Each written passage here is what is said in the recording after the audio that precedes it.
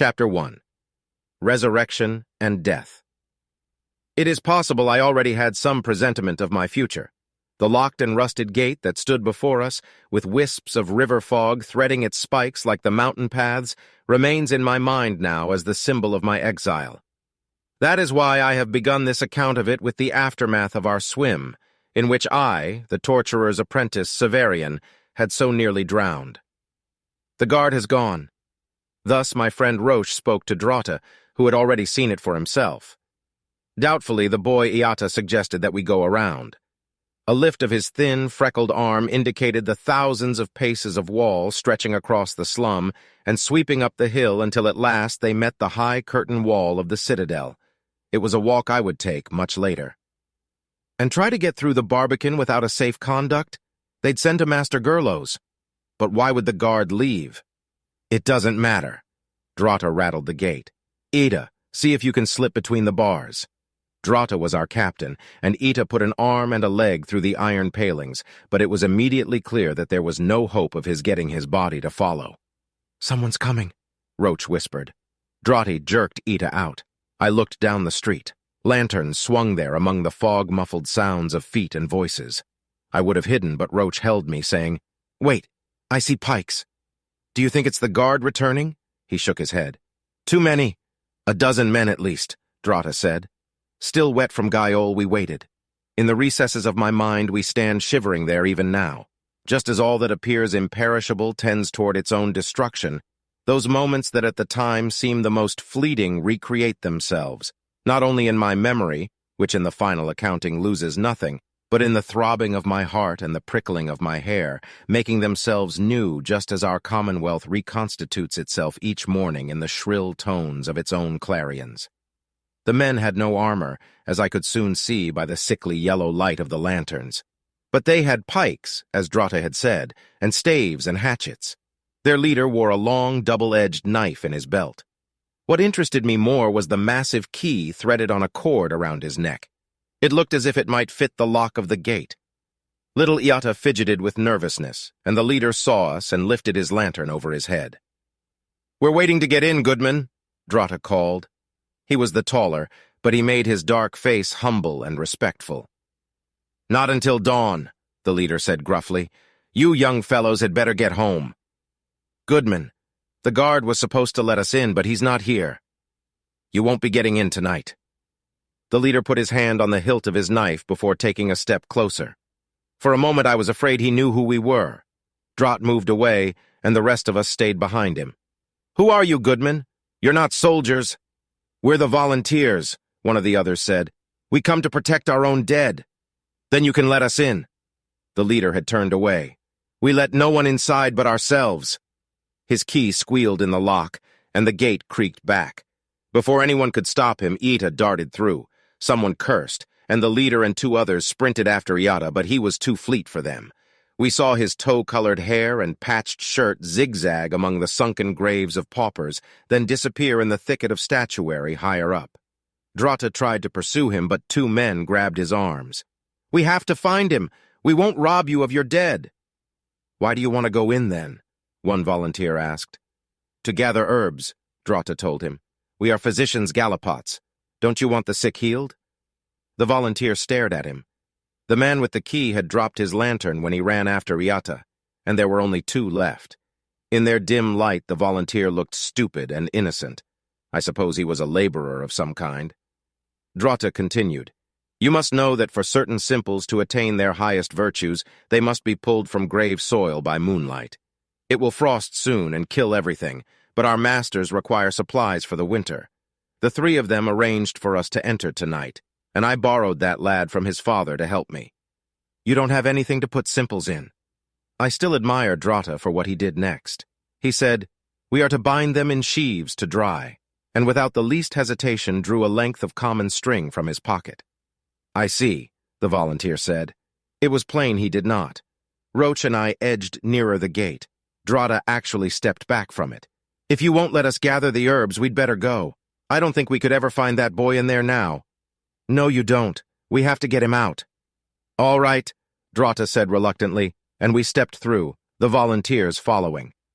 Certain meisters aver that the real world has been constructed by the human mind, since our ways are governed by the artificial categories into which we place essentially undifferentiated things, things weaker than our words for them. I understood the principle intuitively that night as I heard the last volunteer swing the gate closed behind us. A man who had not spoken before said, "I'm going to watch over my mother. We've wasted too much time already. They could have her a league off by now." Several of the others muttered agreement, and the group began to scatter, one lantern moving to the left and the other to the right. We went up the center path, the one we always took in returning to the fallen section of the citadel wall, with the remaining volunteers. It is my nature, my joy and my curse, to forget nothing. Every rattling chain and whistling wind, every sight, smell, and taste remains changeless in my mind. And though I know it is not so with everyone, I cannot imagine what it can mean to be otherwise, as if one had slept when in fact an experience is merely remote. Those few steps we took upon the whited path rise before me now. It was cold and growing colder. We had no light, and fog had begun to roll in from Guile in earnest. A few birds had come to roost in the pines and cypresses, and flapped uneasily from tree to tree. I remember the feel of my own hands as I rubbed my arms, and the lantern bobbing among the steelies some distance off, and how the fog brought out the smell of the river water in my shirt, and the pungency of the new-turned earth.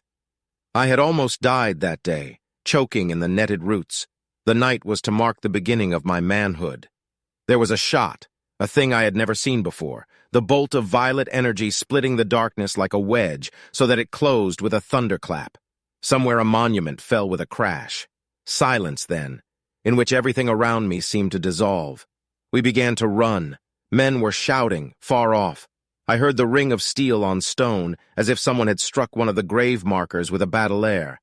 I dashed along a path that was, or at least then seemed, completely unfamiliar. A ribbon of broken bone just wide enough for two to walk abreast that wound down into a little dale. In the fog, I could see nothing but the dark bulk of the memorials to either side. Then, as suddenly as if it had been snatched away, the path was no longer beneath my feet. I suppose I must have failed to notice some turning. I swerved to dodge an obelisk that appeared to shoot up before me and collided full tilt with a man in a black coat. He was solid as a tree. The impact took me off my feet and knocked my breath away. I heard him muttering execrations, then a whispering sound as he swung some weapon. Another voice called, "What was that?" Somebody ran into me. Gone now, whoever he was. I lay still. A woman said, "Open the lamp." Her voice was like a dove's call, but there was urgency in it. The man I had run against answered, "They would be on us like a pack of doles, madame." "They will be soon in any case. Vodalis fired. You must have heard it." "Be more likely to keep them off." In an accent I was too inexperienced to recognize as an exultance, the man who had spoken first said, "I wish I hadn't brought it. We shouldn't need it against this sort of people." He was much nearer now, and in a moment I could see him through the fog, very tall, slender, and hatless, standing near the heavier man I had run into. Muffled in black, a third figure was apparently the woman. In losing my wind, I had also lost the strength of my limbs, but I managed to roll behind the base of a statue, and once secure there, I peered out at them again. My eyes had grown accustomed to the dark. I could distinguish the woman's heart-shaped face and note that she was nearly as tall as the slender man she had called Vodalis. The heavy man had disappeared, but I heard him say, "More rope." His voice indicated that he was no more than a step or two away from the spot where I crouched, but he seemed to have vanished like water cast into a well. Then I saw something dark, it must have been the crown of his hat, move near the slender man's feet, and understood that that was almost precisely what had become of him. There was a hole there, and he was in it. The woman asked, "How is she?" "Fresh as a flower, madame. Hardly a breath of stink on her, and nothing to worry about." More agilely than I would have thought possible, he sprang out. "Now give me one end and you take the other, liege, and we'll have her out like a carrot." The woman said something I could not hear, and the slender man told her, "You didn't have to come, Thea.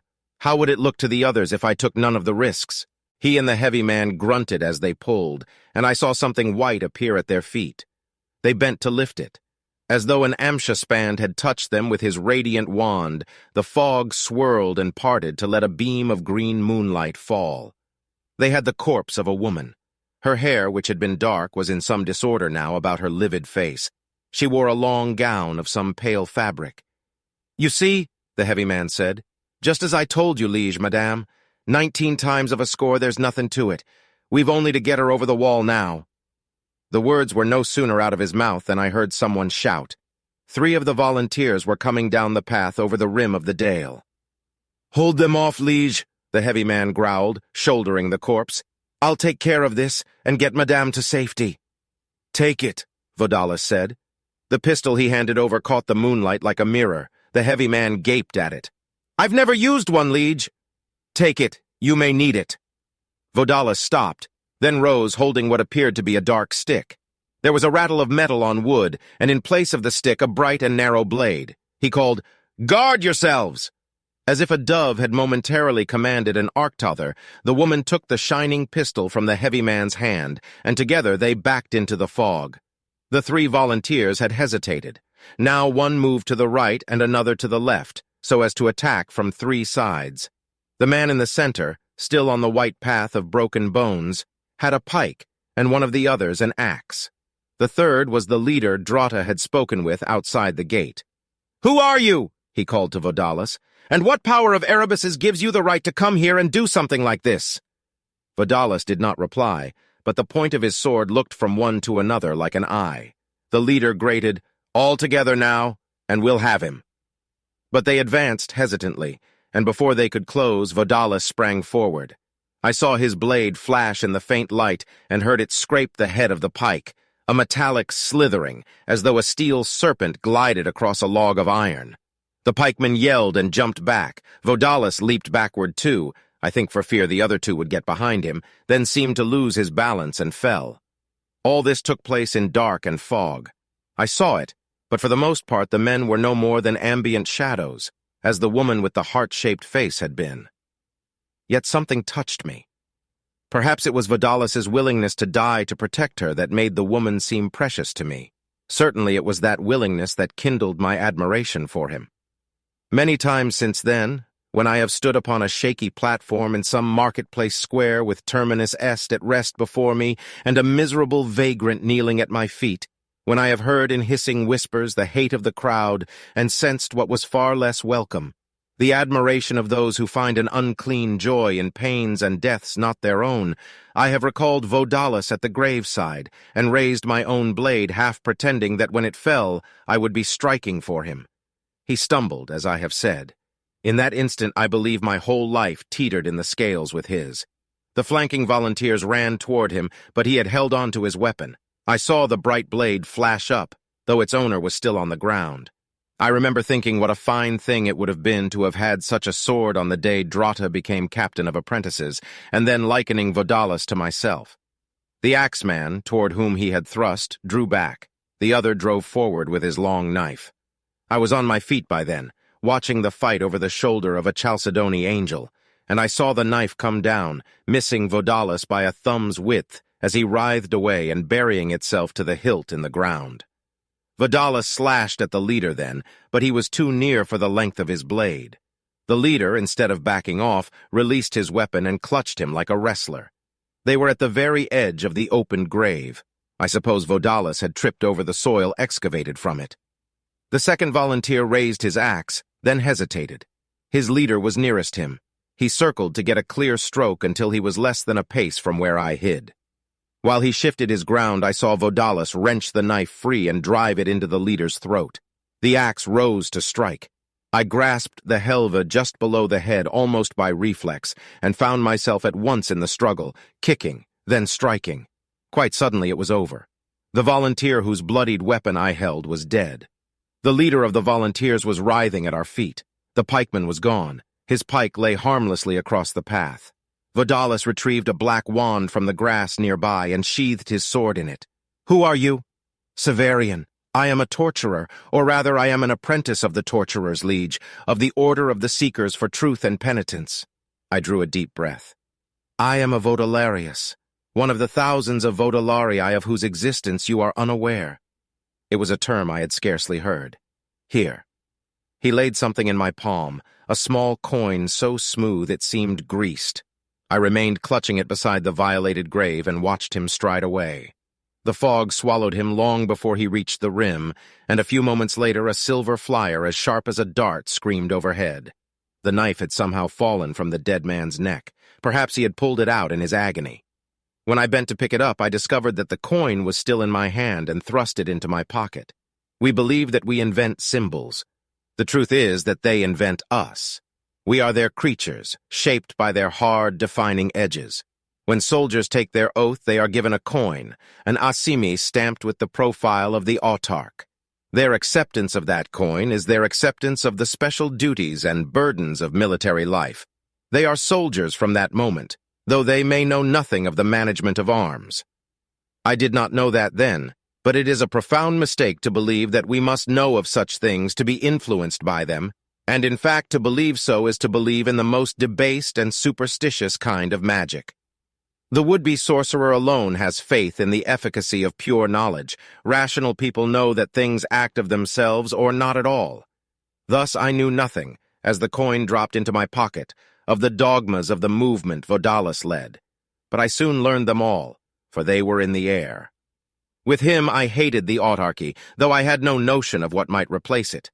With him I despised the exultants who failed to rise against the autarch and bound the fairest of their daughters to him in ceremonial concubinage. With him I detested the people for their lack of discipline and a common purpose.